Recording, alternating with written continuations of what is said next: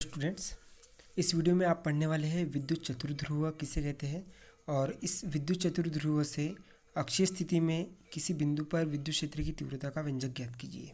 ठीक है, इसके पहले हमने केवल विद्युत द्विध्रुव पढ़ा था जिसके दो ध्रुव थे।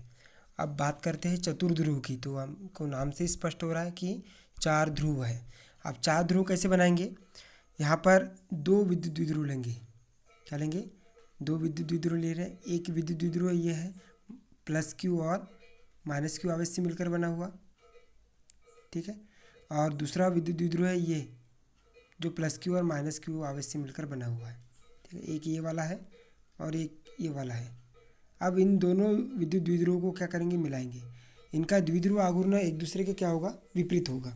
ठीक है, तो जैसे ही मिलाएंगे तो इस बिंदु पर, मध्य बिंदु पर कौन से आवेश आ जाएंगे? माइनस क्यू और माइनस क्यू, मतलब कितना? -2q आवेश आ जाएगा। इधर आ जाएगा कितना? प्लस क्यू, और इधर आ जाएगा कितना? Plus Q. तो ये चार ध्रुव प्राप्त हो गए यहाँ पर, है ना। ठीक है, तो ये क्या कहलाएगा? विद्युत चतुर्ध्रुव कहलाएगा। तो विद्युत चतुर्ध्रुव क्या है? परिमाण में कैसे समान है, लेकिन उनका विद्युत द्विध्रुव कैसा है? विपरीत है। ठीक है, तो यहाँ हम परिभाषा लिख सकते हैं क्या? विद्युत चतुर्ध्रुव की परिभाषा ये है कि परिमाण में समान लेकिन दिशा में विपरीत विद्युत द्विध्रुव वाले दो द्विध्रुवों से मिलकर बनाए गए जो निकाय होता है, उस निकाय को हम क्या बोलेंगे? विद्युत चतुर्ध्रुव बोलेंगे। ठीक है, मतलब क्या है? परिमाण में समान है, दोनों परिमाण में कैसे समान है, लेकिन उनका विद्युत द्विध्रुव कैसा है? अलग अलग है। तो ऐसे दो ध्रुवों से मिलकर, दो विद्युत द्विध्रुवों से मिलकर बना गया निकाय क्या कहलाता है? विद्युत चतुर्ध्रुव कहलाता है। ठीक है, या हम इसको ऐसे बोल सकते हैं कि चार, क्या बोलेंगे? चार बिंदु आवेशों का एक ऐसा निकाय जिसका कुल या नेट विद्युत द्विध्रुव कैसा होता है? शून्य होता है। एक विद्युत द्विध्रुव एक का इधर है, दूसरे का इधर है, तो इस बिंदु पर इसका P इधर है, इसका विद्युत द्विध्रुव इस डायरेक्शन में है, इसका विद्युत द्विध्रुव इस डायरेक्शन में है, तो दोनों का विद्युत द्विध्रुव आघूर्ण कितना हो जाएगा? शून्य हो जाएगा, है ना। तो उसका विद्युत द्विध्रुव आघूर्ण कितना होता है? शून्य होता है। वो क्या कहलाता है? विद्युत चतुर्ध्रुव कहलाता है ना। तो यहाँ पर चित्र देख रहे हैं आप, ये ठीक है, जिसमें ये एक विद्युत चतुर्ध्रुव को शो कर रहा है। जैसे हमने पिछले इसमें बताया था कि ये प्लस क्यू आवेश, ये प्लस क्यू आवेश है, यहाँ पर है, यहाँ पर ये प्लस क्यू आवेश है, और यहाँ इस मध्य बिंदु पर कितना आवेश है? -2q आवेश है। कितना आवेश है? -2q आवेश। तो ये एक विद्युत द्विध्रुव हो गया, एक विद्युत द्विध्रुव हो गया। ठीक है, जो परिमाण में कैसे समान है लेकिन दिशा में उनकी विद्युत द्विध्रुव की दिशा कैसी है? विपरीत है। तो इसके अब ये विद्युत चतुर्ध्रुव होगा क्योंकि ये चार आवेशों से मिलकर बना हुआ है, 1 2 3 और 4। ठीक है, तो अब इसके मध्य बिंदु से कितनी दूरी पर? r दूरी पर ये बिंदु क्या है? P स्थित है। तो इस P बिंदु पर क्या निकालना है अपने को? विद्युत विभव का व्यंजक ज्ञात करना है। ठीक है, तो सबसे पहले हमको क्या लगेगा? पहले इस प्लस क्यू के कारण हमको बिंदु P पर विद्युत विभव ज्ञात करना पड़ेगा। वो कितना हो जाएगा? E1 = 1/4πε0। कितना हो जाएगा? Q अपॉन में कितना? r²। ठीक है, तो अब ये वैल्यू क्या हो जाएगी? यहाँ से मतलब BP का स्क्वायर आएगा। तो BP का स्क्वायर मतलब क्या हो जाएगा? इस R में से इस L को क्या करना पड़ेगा? माइनस करना पड़ेगा। R में से इस L को क्या करना पड़ेगा? माइनस करना पड़ेगा। तो R - L का क्या आ जाएगा? स्क्वायर। यह आ गया किसके लिए? यह आ गया प्लस क्यू आवेश के कारण बिंदु P पर विद्युत क्षेत्र की तीव्रता। अब उस द्विध्रुव के किसके कारण? अब ये -2q आवेश के कारण लेंगे। तो यहाँ से यहाँ तक की दूरी कितनी है? r है। ठीक है, तो क्या वैल्यू आ जाएगी? ये कितना आ जाएगा? 2q अपॉन में कितना? r²। अब इस पर जो बल लगेगा वो कैसा होगा? आकर्षणात्मक प्रकृति का होगा, क्योंकि यहाँ पर जो हम प्लस क्यू आवेश ले रहे हैं, यहाँ q0 आवेश ले रहे हैं, तो ये q0 आवेश धनात्मक है और ये कैसा है? माइनस है। तो इसकी प्रकृति कैसी होगी? विपरीत प्रकृति होगी या आकर्षणात्मक प्रकृति होगी। लेकिन इस प्लस क्यू के कारण और इस प्लस क्यू के कारण जो बल लगेगा वो इधर होगा, मतलब विद्युत क्षेत्र की तीव्रता E1 के कारण इस डायरेक्शन में होगी, धनात्मक रहेगी। E2 के कारण विपरीत प्रकृति होगी, तो ये ऋणात्मक रहेगी। और E3 के कारण जो कि कैसा है? इस प्लस क्यू के कारण लेंगे हम, तो ये भी कैसी होगी? धनात्मक रहेगी। ठीक है, तो अभी हमको E2 के लिए निकाल लिया, अब किसके लिए निकालना पड़ेगा, E3 के लिए निकालना पड़ेगा। तो E3 के लिए क्या हो जाएगी फिर, E3 के लिए ये हो जाएगी E3 equal to 1/4πε0 Q upon में कितना AP का स्क्वायर। क्यों AP का स्क्वायर क्यों होगा, क्योंकि यहाँ से A से कहाँ तक की दूरी देखना पड़ेगा, A से P तक की दूरी देखना पड़ेगा। तो A से P तक की दूरी मतलब ये R दूरी और प्लस ये L दूरी, तो R प्लस कितना हो जाएगा, L का स्क्वायर हो जाएगा। ठीक है, तो ये हो जाएगा कितना, R प्लस L का स्क्वायर। ठीक है, अब अतः विद्युत द्विध्रुव के कारण बिंदु P पर परिणामी विद्युत क्षेत्र की तीव्रता कितनी हो जाएगी, E equal to E1 plus E3 plus कितना -E2। क्यों लिख रहे हैं हम ऐसे, क्योंकि हमने बताया अभी कि प्लस क्यू के कारण विद्युत क्षेत्र की तीव्रता जो रहेगी इस डायरेक्शन में रहेगी। अब -2Q के कारण कितनी रहेगी, विपरीत प्रकार की रहेगी, क्योंकि ये आकर्षण होगा, ये प्रतिकर्षण होगा। और E3 के लिए भी जो कि प्लस क्यू के कारण है वो भी कितना रहेगा, प्रतिकर्षण के कारण रहेगी। तो ये धनात्मक रहेगी, ये ऋणात्मक रहेगी और ये धनात्मक रहेगी। तो पहले दोनों धनात्मक को E1 और E3 को हमने योग कर दिया। ठीक है, और उसमें किसको योग किया अपन ने, E2 को, जिसकी प्रकृति कैसी है, ऋणात्मक है। तो यहाँ पर कितना हो जाएगा -E2। तो ये दोनों E1 और E3 कैसे है, प्रतिकर्षण है, और E2 कैसा है, आकर्षण है। तो प्रतिकर्षण कितना हो रहा है, प्रतिकर्षण की दिशा किस प्रकार से है, और फिर आकर्षण की दिशा विपरीत प्रकार से। तो तीनों का विद्युत क्षेत्र की तीव्रता इस प्रकार से होगी, है ना। अब क्या हो जाएगा, E1 और E3 की वैल्यू रखेंगे तो E1 की वैल्यू 1/4πε0 Q अपॉन में R माइनस L का स्क्वायर। ठीक है, ये रखी हमने यहाँ से E1 की वैल्यू, देख रहे हैं, ये R माइनस L का स्क्वायर। उसके बाद में E3 की वैल्यू रखेंगे हम, क्या, ये R प्लस एल का स्क्वायर। ठीक है, Q अपॉन में कितना, R प्लस एल का स्क्वायर।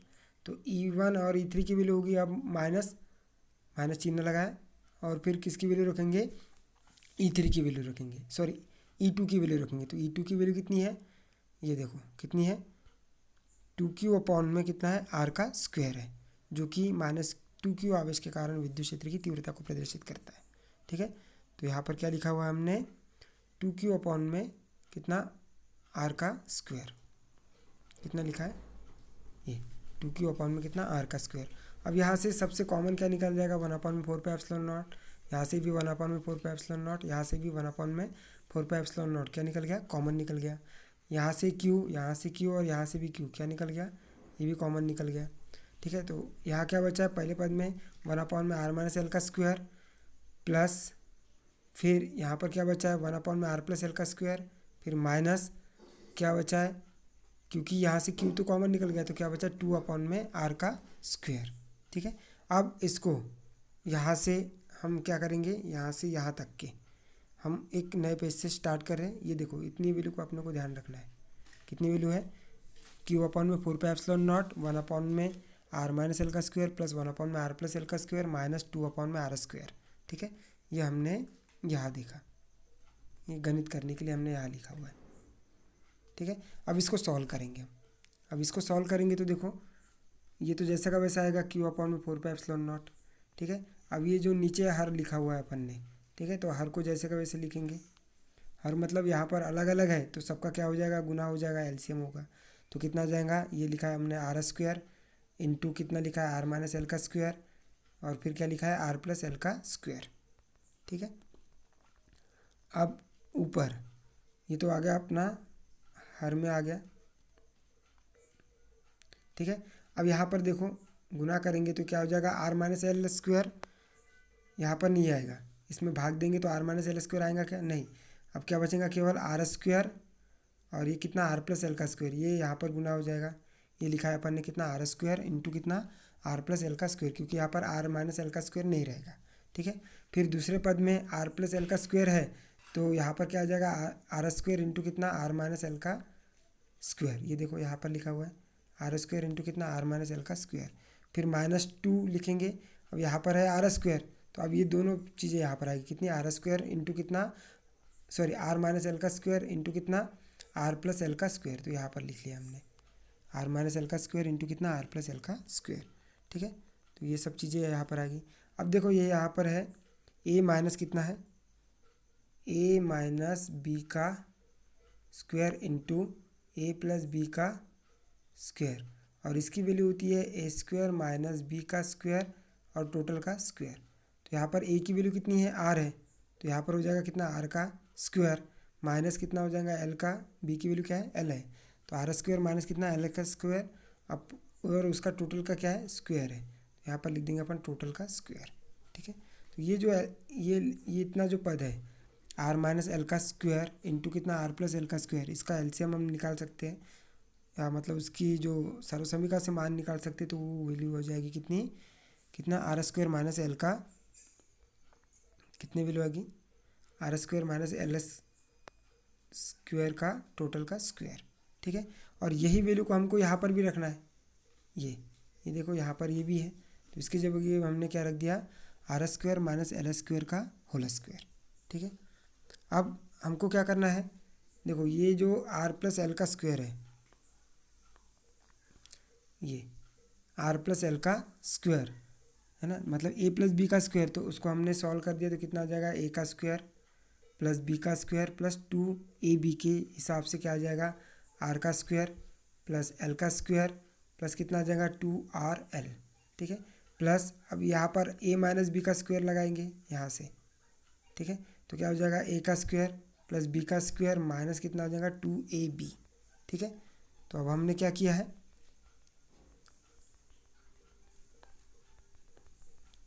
अब हमने क्या किया है, ये a प्लस बी का स्क्वायर और ये a माइनस बी के स्क्वायर को क्या कर लिया, हल कर लिया। ठीक है, और इसको यहाँ पर लिख लिया, जो हमने इसको यहाँ पर लिखा था वैसे ही यहाँ पर भी लिख लिया। ठीक है, अब क्या करना है हमको, ये इस पूरे पद में इस आर स्क्वायर का गुना इस पूरे पद के साथ में करना है। तो पहले पद के साथ में करेंगे तो आर की पावर 4 हो जाएगा, दूसरे पद के साथ में करेंगे तो R square into L square हो जाएगा, और तीसरे पद के साथ में करेंगे तो कितना हो जाएगा 2r क्यूब, क्योंकि ये आर स्क्वायर और ये आर, कितना हो जाएगा आर क्यूब इंटू कितना हो जाएगा एल। तो यहाँ पर इसको जब हमने ब्रैकेट सॉल्व किया, ठीक है, तो इसका ब्रैकेट सॉल्व किया तो इतनी वैल्यू आ गई, कितनी, आर की power 4 R square L square plus कितना 2r क्यूब इंटू एल। अब वैसे ही इसको सॉल्व करेंगे, है ना, इसको सॉल्व करेंगे तो क्या वैल्यू आ जाएगी, आर की पावर 4 प्लस कितना R square into L square minus कितना 2r क्यूब इंटू एल। ठीक है, अब ये -2, अब यहाँ पर कैसा है, ए स्क्वायर मतलब R square minus L square का स्क्वायर है, मतलब इसको अपन ऐसे बोल सकते हैं क्या, आर स्क्वायर को हमने ए मान लिया, आर स्क्वायर को क्या मानेंगे, ए मानेंगे, और एल स्क्वायर को बी मानेंगे, तो ए माइनस बी का स्क्वायर आ जाएगा। तो ए का स्क्वायर मतलब क्या हो जाएगा, यहाँ पर आर स्क्वायर का स्क्वायर मतलब हो जाएगा कितना, आर की पावर 4 प्लस बी का स्क्वायर मतलब क्या हो जाएगा, एल का स्क्वायर या एल स्क्वायर का स्क्वायर, तो क्या हो जाएगा एल की पावर 4 माइनस कितना 2ab, तो -2 ए कितना है यहाँ पर आर स्क्वायर है और बी कितना है एल स्क्वायर है, तो 2r स्क्वायर इंटू कितना हो जाएगा एल स्क्वायर। ठीक है, तो इसको जब हमने सॉल्व किए, किसको सॉल्व किए, ये R square minus L square का स्क्वायर, इसको सॉल्व किए जब हमने, ठीक है, तो उसकी वैल्यू आ गई इतनी। ठीक है, आर की पावर 4 प्लस आर एल की पावर 4 माइनस कितना 2r स्क्वायर इंटू कितना एल स्क्वायर। ठीक है, अब यहाँ से कैंसिल क्या क्या होगा, आप देख पा रहे हो, ये 2r क्यूब एल और ये -2r क्यूब एल क्या हो जाएगा, कैंसिल हो जाएगा। ठीक है, अब ये r की पावर 4 और ये r की पावर 4 कितना हो जाएगा 2r की पावर 4। ठीक है, ये आर स्क्वायर एल स्क्वायर और ये आर स्क्वायर एल स्क्वायर कितना हो जाएगा 2r स्क्वायर एल स्क्वायर। ठीक है, माइनस अब इसको ब्रैकेट को तोड़ेंगे अपन तो कितना हो जाएगा -2r की पावर 4 माइनस कितना हो जाएगा 2l की पावर 4। अब ये माइनस माइनस क्या हो जाएगा प्लस, कितना हो जाएगा 2 इंटू 2 4 इंटू कितना आर स्क्वायर एल स्क्वायर। ठीक है, तो ये वैल्यू आएगी यहाँ पर।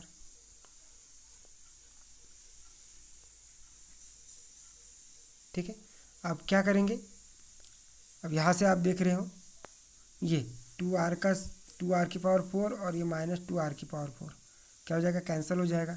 ठीक है, अब ये 2r स्क्वायर एल स्क्वायर और ये 4r स्क्वायर एल स्क्वायर, तो कितना हो जाएगा, आर स्क्वायर एल स्क्वायर कितने बार है 2 और 4 कितने बार है 6 बार है, तो यहाँ लिखा अपन ने कितना 6r² L² माइनस कितना हो जाएगा, ये लिखेंगे आप केवल पद -2l⁴, ठीक है, ये लिखा है हमने। और बाकी नीचे का पद जैसा का वैसा रखते चलेंगे हम, ठीक है। कितना है नीचे का पद r² ब्रैकेट में r² माइनस l² का होल स्क्वायर, ये पूरा रखेंगे, ठीक है। अब यहाँ से क्या करना है हमको, 6l² जो है उसको कॉमन निकालना है। तो यहाँ से क्या लिख दिया, 6l² कॉमन निकाल दिया, तो यहाँ ऊपर क्या बचेगा, r² बचेगा, ये लिखा है। और यहाँ से 6 निकाला है तो नीचे ये 2 है, तो 3 दूने कितना हो जाएगा, 3 दूने कितना हो जाएगा 6। तो यहाँ पर 2, यहाँ पर हम क्या लिख सकते हैं, 1/3 लिख सकते हैं, ठीक है, क्योंकि 3 का भाग कितने बार जाएगा, 6 में 2 बार जाएगा। या 6l² को हम इसमें गुना करेंगे, 6l² को इसके साथ में गुना करेंगे हम, ठीक है। तो यही वाली चीज़ आएगी, देखो आप क्या वैल्यू आ जाएगी, 6l² को गुना करो किसके साथ में, 1/3 l² के साथ में गुना करो, तो कितना हो जाएगा, 3 दूना 6, और l² और l² कितना हो जाएगा, l⁴, ये देखो ऊपर वाली चीज़ आ गई है, कितना आ जाएगा 2l⁴। तो यहाँ से हम इसको इस प्रकार से लिख सकते हैं, ठीक है। तो ये वाली जो वैल्यू है वही वैल्यू हमारी, और ये वाली वैल्यू है ना, ये दोनों वैल्यू जो है हमने यहाँ पर इकट्ठे लिखी हुई है। मैं दिखा देता हूँ आपको, ये सॉल्व कर दिया हमने यहाँ पर, कितना 6r² l² माइनस 2l⁴, देख रहे हो, 6r² l² माइनस 2l⁴, ये देखो 6r² l² minus 2l⁴, upon में नीचे लिखा हुआ है कितना, r² अंडर रूट में r² माइनस l² का होल स्क्वायर, यहाँ पर लिखा हुआ है r² अंडर रूट में r² माइनस l² का होल स्क्वायर।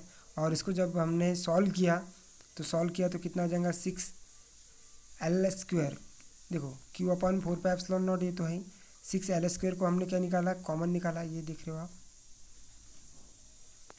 ये 6l² को कॉमन निकाला है। अब ब्रैकेट में क्या बचा, r² माइनस 1/l², तो यहाँ पर देख रहे हो आप r² माइनस कितना 1/3l², ठीक है। और ये देख रहे हो ये आ गया r² माइनस l² का होल स्क्वायर, ठीक है। तो ये इतनी वैल्यू आ गई है, इसको अपन ऐसे हल करेंगे, मतलब यहाँ पर जो ये जो वैल्यू निकली थी अपनी यहाँ से यहाँ तक के, इसको अपने को वो जो अपन ने किया ना इसके पहले जो मैथमेटिकल किया था, ये वाला पार्ट लिखना है आपको, ये वाला, ठीक है, इजी समझने में आ जाएगा आपको। तो इसके बाद समीकरण 1 है। अब क्या करना है, एल को अपने को क्या मानना है, नगण्य मानना है, ठीक है। तो आर इज ग्रेटर दैन कितना है, एल है, तो एल को क्या मानेंगे, नगण्य मानेंगे, ठीक है। उस कंडीशन में r² जो होगा वो भी l² की तुलना में, r² जो होगा वो l² की तुलना में बड़ा होगा। जब r बड़ा है l से, तो r² भी बड़ा होगा किससे, ls, है ना। और उसके बाद में r² जो है वो l² की घात 3, इससे भी क्या हो जाएगा, बड़ा हो जाएगा। तो अपने को l जहाँ भी है वहाँ क्या रखना है अपने को, मतलब इस कंडीशन में ये वाली वैल्यू हो जाएगी 0 और ये वाली वैल्यू हो जाएगी कितनी, 0, ठीक है। तो यहाँ पर क्या आ जाएगा, 6ql² r² माइनस कितना 0, यहाँ पर ये देखो यहाँ पर क्या कर दिया, इसकी वैल्यू 0 कर दी, ठीक है, ये 0 हो गई।